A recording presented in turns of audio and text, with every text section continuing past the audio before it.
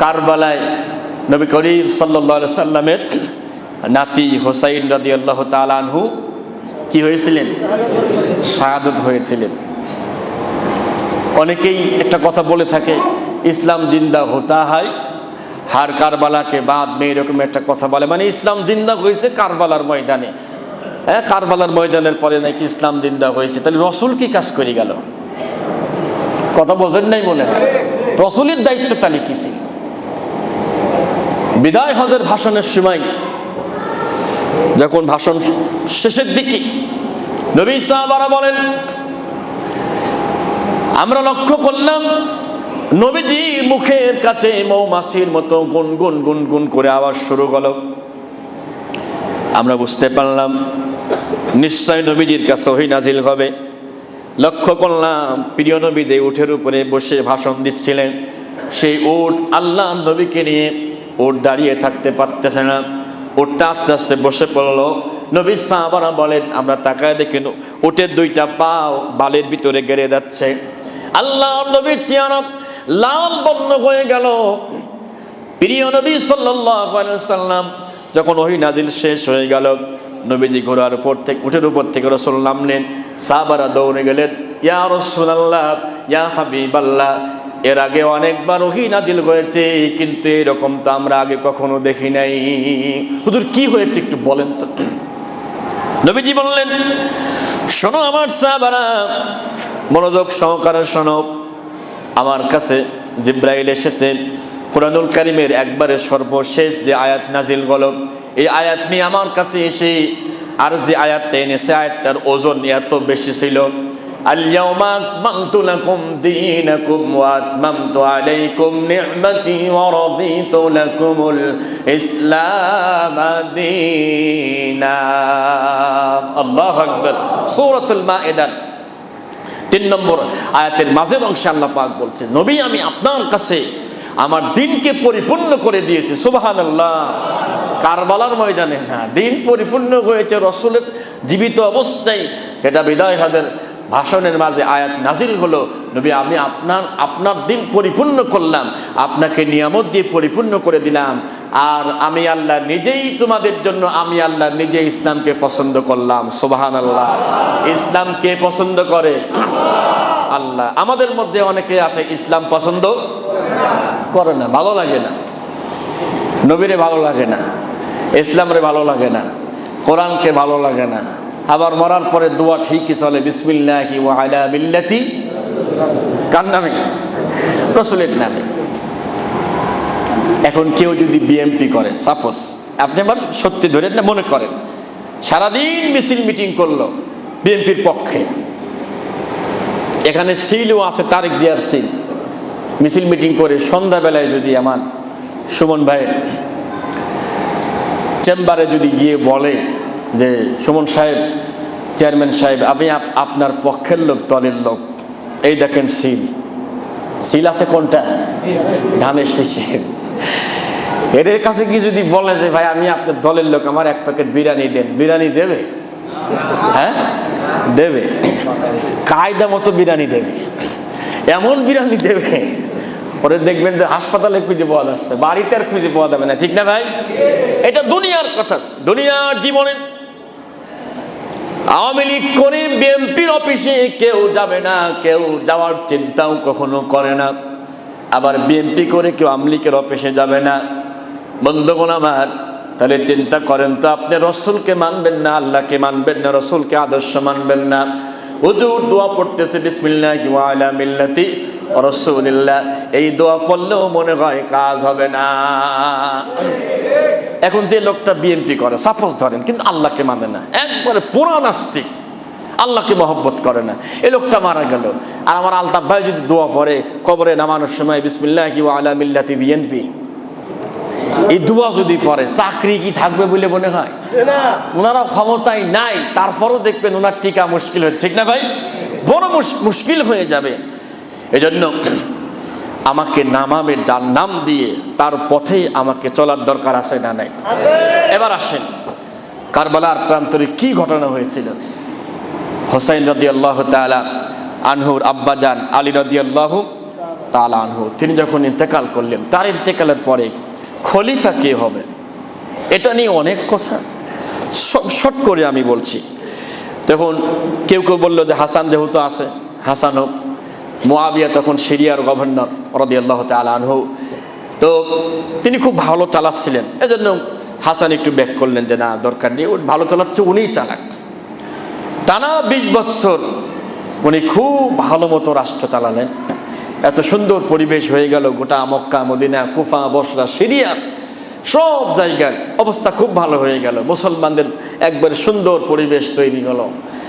মুআবিয়া যখন মারা যাবেন, মারা যাওয়ার আগে তার কাছের কিছু লোক বলতেছে যে আপনি যেহেতু মারা যাবেন, আপনি মারা যাওয়ার আগে আপনার বংশের কাউকে একটু ওই যে কি জন্য বলে গদ্দিনিসীন বানিয়ে যান, বুঝেছেন তোমার কথা, মানে আপনি মারা যাবেন তারপরে আপনার ছেলেকে বা যাকে হোক দিয়ে যান। তো তিনি তার ছেলে ইয়াজিদকে ক্ষমতায় বসায় দেওয়ার নিয়ত করে ফেললেন, ঘোষণাও দিলেন।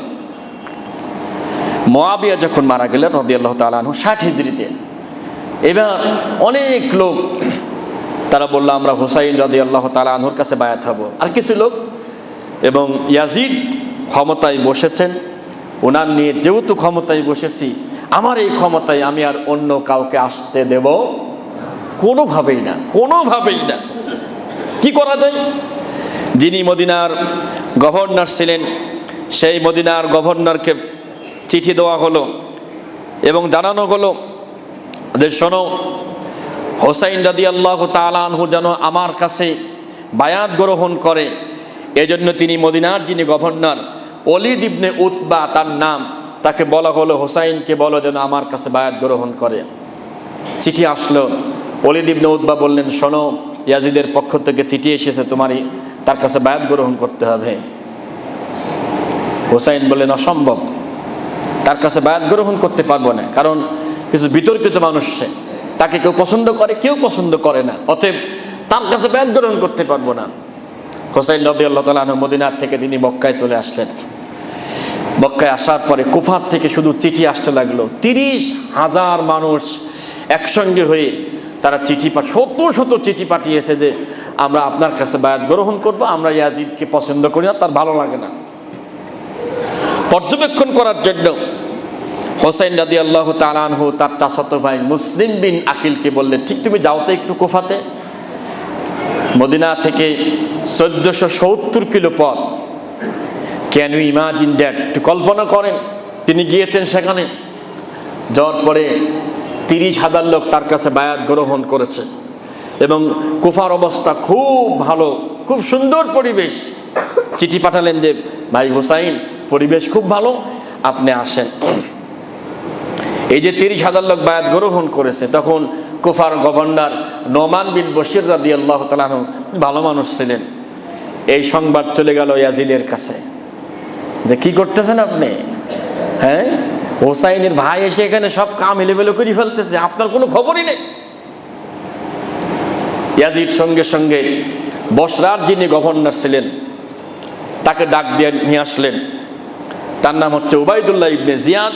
আমরা উবাইদুল্লাহ বলি না, আমরা শুধু ইবনে জিয়াদ বলি, কারণ ইবনে জিয়াদ রসুলের নাতিকে এত পরিমাণ, তার আহলে বায়াতদেরকে এত পরিমাণ কষ্ট দিয়েছে, এর জন্য উবাইদুল্লাহ বলি না, শুধু ইবনে জিয়াদ বলি। খুব কঠোরপন্থী লোক ছিলেন।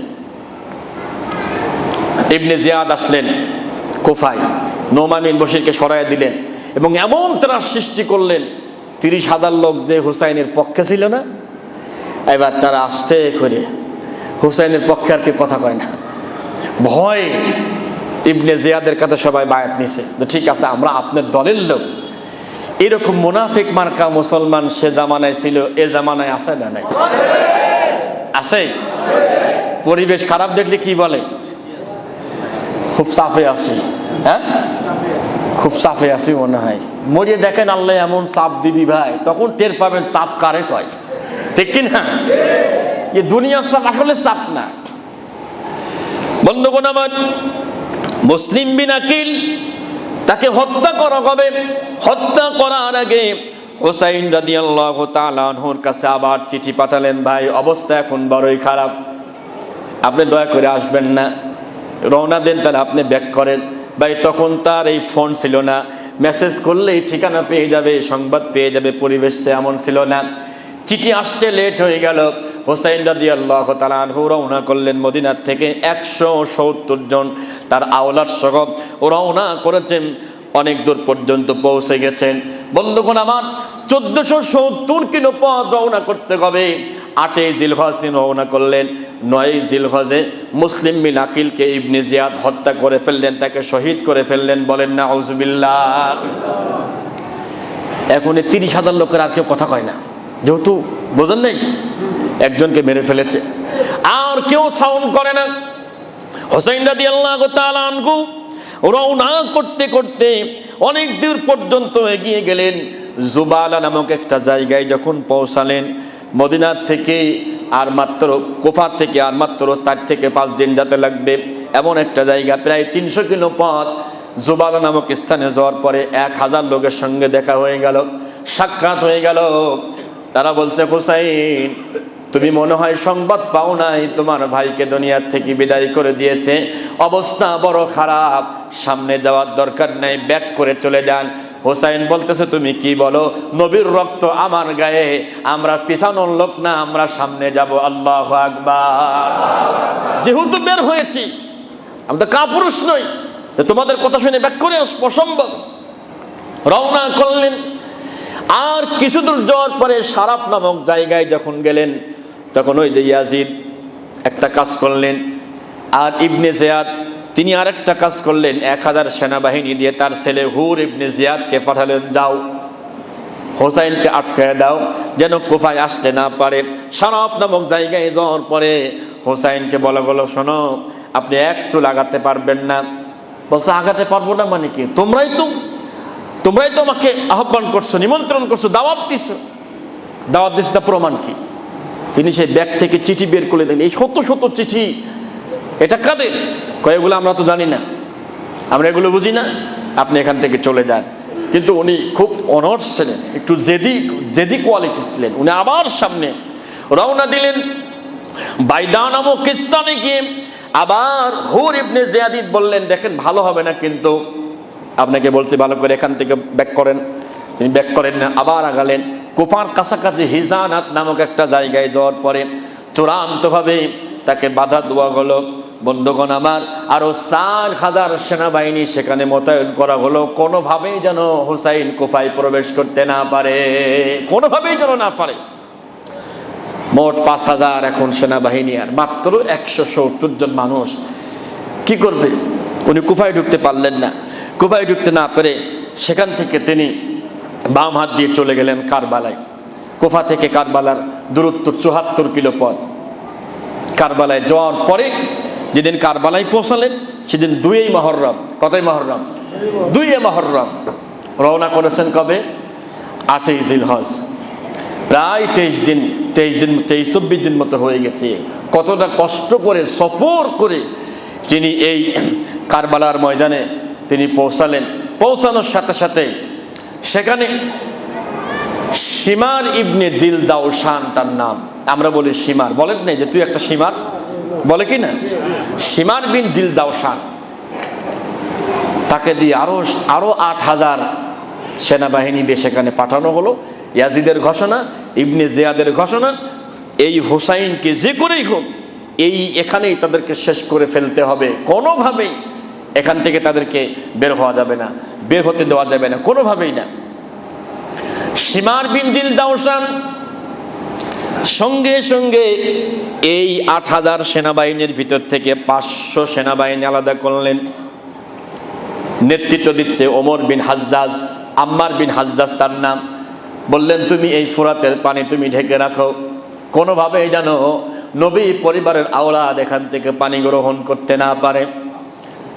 3 দিন পার হয়ে গেল। 7 মুহররমে তাদের খাবার শেষ হয়ে গেল, পানু শেষ হয়ে গেল। হুসাইন রাদিয়াল্লাহু তাআলা আনহু বারবার অনুরোধ করলেন, শিমার শোনো, আমাদের কিছু দেওয়ার দরকার নাই, আমার দুধের শিশু আজগার ছোট্ট বাচ্চা তৃষ্ণায় শেষ হয়ে যাচ্ছে, একটু পানি দাও। 9 তারিখে তাকে বলা হলো তোমাকে যুদ্ধ করে তোমাকে এখানে বাঁচতে হবে। ঠিক আছে, যুদ্ধ করব, তাহলে একটা কাজ করো, গিভ মি ওয়ান ডে, আমাকে একটা দিন সময় দাও, দেন আই উইল থিঙ্ক, আমি একটু কল্পনা করি কি করা যায়। কোনো উপায় নাই, যুদ্ধ করার তাদেরকে উস্কানি দেওয়া হচ্ছে বারবার। 10 তারিখে যুদ্ধ শুরু হলো ফজরের নামাজের পর। হুসাইন রাদিয়াল্লাহু তাআলা আনহু ছোট্ট শিশু আলী আসগারকে সাথে করে নিয়ে উঁচু করে ধরে বলছে, একটু পানি দাও, কিচ্ছু চাই না, আমাদেরকে যা করো করো। এখান থেকে পানি দেওয়া হয় নাই, এমন জোরে তীর মারা হলো, তীরটা ছোট্ট বাচ্চার বুকে ভেদ করে পিছন দিক থেকে বের হয়ে চলে গেল। হুসাইন রাদিয়াল্লাহু তাআলা আনহু চোখের পানি ছেড়ে দিলেন, আল্লাহ, আমার নানার দিনকে রক্ষা করতে গিয়ে আমার কলিজার টুকরাকে আমি তোমার জন্য আমি হাদিয়া দিয়ে দিলাম। সুবহানাল্লাহ। চিন্তা করেন তো ভাইরা, নবী পরিবারের এক একজন সদস্যকে আঘাত করা শুরু হলো। হুসাইন রাদিয়াল্লাহু তাআলা আনহুর গায়ে যিনি প্রথম আঘাত করেছেন তার নাম সিনান বিন আনাস। এই সিনান সর্বপ্রথম হুসাইনের গায়ে তীর আঘাত করেছেন, তীর মেরেছেন। একটা না দুইটা না, টানা 33টা তীর আঘাত করেছেন। আর বলেছেন, আপনি ইয়াজিদের কাছে আপনি বশ্যতা স্বীকার করেন, আপনি ইয়াজিদের কাছে বায়াত গ্রহণ করেন। 33টা তীর আর 34টা তরবারির আঘাতের শরীর নিয়ে তিনি বলেছে, আমি কাপুরুষ নই, আমি তার কাছে কখনো হার মানতে পারবো না, তার বায়াত আমি গ্রহণ করতে পারবো না, এটা আমার পক্ষে সম্ভব না। দুনিয়ার থেকে তিনি বিদায় নিলেন। শিমার বিন জিলদাওসান লোকটা কত বড় খারাপ, ছুরি দিয়া তরবারি দিয়া হুসাইন রাদিয়াল্লাহু তাআলা আনহুর কল্লা 2 ভাগ করেছেন, কেটে, জোরে কর নাউজুবিল্লাহ। কল্লাটা আঘাত করে জবাই করে মাথা নিয়ে রওনা করেছেন ইবনে জিয়াদের কাছে, জিয়াদকে খুশি করার জন্য, ইয়াজিদকে খুশি করার জন্য। তার সামনে গিয়ে একটা তক্তার উপরে, একটা থালার উপরে সেই মাথাখানা রাখলেন। এই আর যারা বেঁচেছিল তাদেরকে অ্যারেস্ট করে তার সামনে নিয়ে গেলেন। তখন ইবনে জিয়াদ হাতে একখানা লাঠি নিয়ে হুসাইন রাদিয়াল্লাহু তাআলা আনহুর নাকের ভিতরে খোঁচা মারতেছিলেন আর বলতেছিলেন, তুমি ইয়াজিদের কাছে তুমি বশ্যতা স্বীকার করবা না, এখন তোমার সাহস কোথায় গেল? বন্ধুগণ আমার, আনাস রাদিয়াল্লাহু তাআলা আনহুর বয়স তখন 93 বছর। তিনি ডাক দিয়ে বলে, ইবনে জিয়াদ শোনো ভালো করে, আমি হুসাইনকে দেখেছি, নবীর চেহারা যেরকম ছিল হুসাইনের চেহারা ঠিক একই রকম ছিল। সুবহানাল্লাহ। শোনো, নবীর চলাফেরা যেরকম ছিল, নবীর দেহ যেরকম ছিল, হুসাইনের দেহ সেরকম ছিল। এই নাকি, এই মুখে কতবার আল্লাহ নবীজি চুমা খেয়েছে তার কোনো অন্ত নাই। খবরদার ইবনে জিয়াদ, তুমি বিয়াদবি করো না, ফলাফল কিন্তু ভালো হবে না, রেজাল্ট কিন্তু ভালো হবে না। কথা শুনলেন না, আঘাত করতে লাগলেন। বন্ধুগণ আমার, এই বছরে তারা আঘাত করলেন, পরের বছর তারা মদিনায় এসে তাণ্ডব চালালেন, আঘাত করলেন। এর পরের বছর গিয়ে মদিনায় তারা মক্কায় আসলেন। এই ইয়াজিদ বাহিনী আবার মক্কায় এসে অনেক আঘাত, অনেক তাণ্ডব চালালেন, কাবা ঘরে কামান রাখলেন, কত জুলুম অত্যাচার চালিয়েছেন। মজার ব্যাপার হলে সব কিছু তিনি করেছেন জোর করে ক্ষমতায় টিকে থাকার জন্য। কথা কি ক্লিয়ার? কথা ক্লিয়ার? জোর করে টিকে থাকার জন্য। এর মাত্র 1 বছরের মাথায় ইয়াজিদের ক্ষমতা চলে যায়। আল্লাহু আকবার জোরে বলেন। জ্বর পরে শিমার বিন জিলদাওসান ইবনে জিয়াদ, শিমার বিন জিলদাওসান, এরপরে সিনান, যারা হুসাইনের প্রতি বিশেষ জুলুম করেছিল এদেরকে ধরা হলো। এদেরকে ধরে তাদেরকে হত্যা করা হলো। শুধু হত্যা করা হয় নাই, তাদের মাথা, 3 জনের মাথা মেন পয়েন্টে, মেন গেটে তাদের মাথাকে ঝুলিয়ে রাখা হয়েছে দীর্ঘদিন। আল্লাহ নবীর বয়স্ক কিছু সাহাবী তখনও পর্যন্ত জীবিত ছিলেন। এর মধ্যে একজন বলেন, ইবনে জিয়াদ যে নবীর নাতির নাকের পার লাঠি দিয়ে গুতা মেরেছিল, ওকে যখন হত্যা করার পরে ওর মাথা 2 ভাগ করা গেল। 2 ভাগ করার পরে ওর মাথা যখন রাখা হয়েছে মসজিদের গেটে, ওই বয়স্ক সাহাবীরা বলছে, আমরা তাকায়া দেখি ওর নাকের ভিতর দিয়ে বিশাল বড় এক অজগর সাপ এরকম ঢুকতেছে, দংশন করতেছে খুব জোরে জোরে, আবার বের হচ্ছে, আবার ঢুকতেছে, আবার বের হচ্ছে, আবার ঢুকতেছে। তার মানে কি, নবীর নাতিকে আঘাত করেছিল, কষ্ট দিয়েছিল, এর শাস্তি আল্লাহ দুনিয়ায় দিয়েছে, আখেরাতে কি হবে আল্লাহই ভালো জানে। আমার প্রিয় ভাইয়েরা, চিন্তা করেন তো, হযরত হুসাইন রাদিয়াল্লাহু তাআলা আনহু বাতিলের কাছে মাথা নত করে নাই, জীবনটা দেয় নাই, বর্ষতা স্বীকার করে নাই। আজও বাংলার জমিন সহ পৃথিবীতে এই যে ফিলিস্তিনে এত জুলুম হচ্ছে, একটা মুসলমান তারা জালিমের কাছে হার মানে নাই। মানছে? হ্যাঁ, মানে নাই। এবার আসুন আমরা, যেহেতু এই মাস খুব গুরুত্বপূর্ণ একটা দিন আছে, সেদিনটা আমাদের সামনে আসতেছে 16ই জুলাই। আজ কয় তারিখ ভাই? আজকে 12। সামনে 16ই জুলাই আসতেছে, 16 এবং 17। 17 তারিখ হচ্ছে 10ই মহররম, আর 16 হচ্ছে 9ই মহররম। যেহেতু ইহুদিরা রোজা রাখতো একটা, আমরা রাখবো কয়টা? দুইটা। 16, 17 অথবা 17, 18, মঙ্গল বুধ অথবা বুধ এবং বৃহস্পতিবার। নবীজি বলছে, আফদালুস সিয়ামি বাদা রমাদান শাহরুল্লাহিল মুহররম। আফদালুস সিয়ামি, সবচেয়ে উত্তম রোজা হলো রমাদানের পরে সবচেয়ে দামি রোজা হলো আল্লাহর কাছে এই মুহররমের সিয়াম। সুবহানাল্লাহ।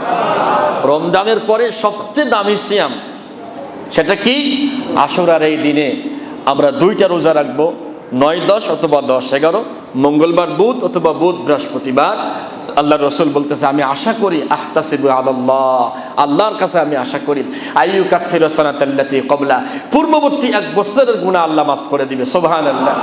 আমরা মাঝে মাঝে অন্যায় করি, মাঝে মাঝে আমরা পাপ করি, এটাকে মোচন করার জন্য আল্লাহ তাআলা মাঝে মাঝে আমাদেরকে বিশেষ বিশেষ দিন আল্লাহ পাক দিয়ে থাকেন। সুবহানাল্লাহ। তাই আসুন আমরা মুহররম থেকে শিক্ষা নিই, মুহররম থেকে শিক্ষা নিই। আমরা ইনশাআল্লাহ ঈমানের পথে টিকে থাকবো। আল্লাহ তৌফিক দান করুক, আমিন। ঈমানি পরীক্ষা আসবে।